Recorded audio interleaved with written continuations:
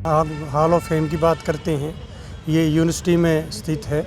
उस हॉल में अपने वीर सैनिक, भारतवर्ष के वीर सैनिक, योद्धा सबके चित्र लगे हुए हैं, उनकी जीवनी के बारे में बताया हुआ है। और आप इससे समझेंगे कि प्रेरणा क्या मिलती है आज के नौजवानों को, आज की पीढ़ी को, ये सब बताने के लिए, दिखाने के लिए कि किन किन योद्धाओं ने, किन किन हमारे देश के वीर जवानों ने अपने देश के लिए कुर्बानी दी है। उन सब को वहाँ देखने से प्रेरणा मिलती है, उत्साहित होते हैं और बढ़ चढ़ कर आर्मी में सेना में आने का प्रयत्न भी करते हैं।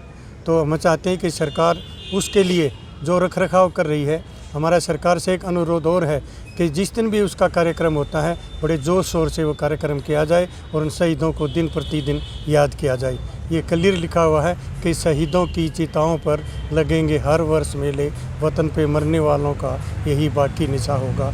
जय हिंद, जय भारत। एक दीवार भी बना रखी है। हाँ, दीवार है, दीवार के ऊपर नाम लिखे हुए हैं सभी के, जैसे यहाँ नाम लिखे हुए हैं ऐसे उनके नाम, क्योंकि ऐसे तो पता चलेगा ही नहीं भाई कौन कौन थे।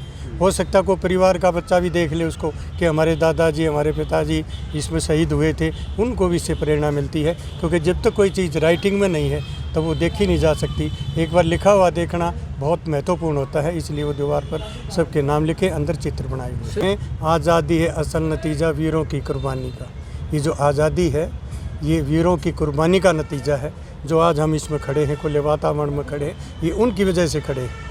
और एक अनुरोध और करना चाहेंगे कि सरकार उन शहीदों को, आज भी कई ऐसे न्यूज़पेपर में सुनते हैं कि शहीदों की विधवाओं के साथ उस प्रकार का निर्णय नहीं लिया जाता जो सरकार को देना चाहिए। सरकार से विशेष अनुरोध, सरकार से नहीं, प्रत्येक नागरिक से, चाहे वो किसी गांव का है, कस्बे का है, शहर का है, यदि कोई शहीद की पत्नी या परिवार का कोई व्यक्ति उनके संपर्क में आता है तो जितना हम कर सकते हैं उनके लिए किया जाना चाहिए। यही उनको सच्ची श्रद्धांजलि होगी और उनकी उस समर्पण को, देश के लिए जो समर्पित हुए हैं, उसको हमेशा याद रखा जाए। ठंडी हवा में खड़े होने का उन्हीं का नतीजा है। जय हिंद, जय भारत। 26 जुलाई कारगिल विजय दिवस है और इस दिन जो है कारगिल ऑपरेशन संपूर्ण हुआ था।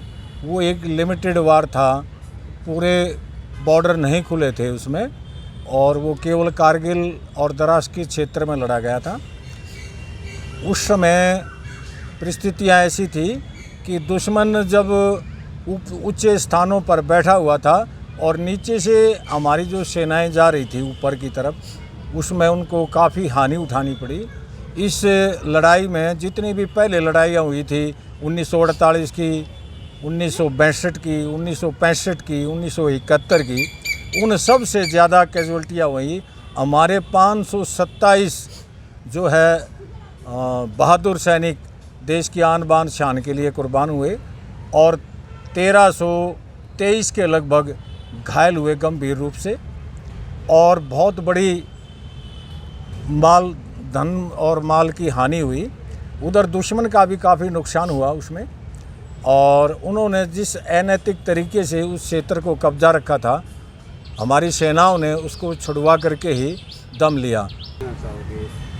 कारगिल दिवस देखिए, वैसे तो हमारा ही वो अंग था कारगिल पहले।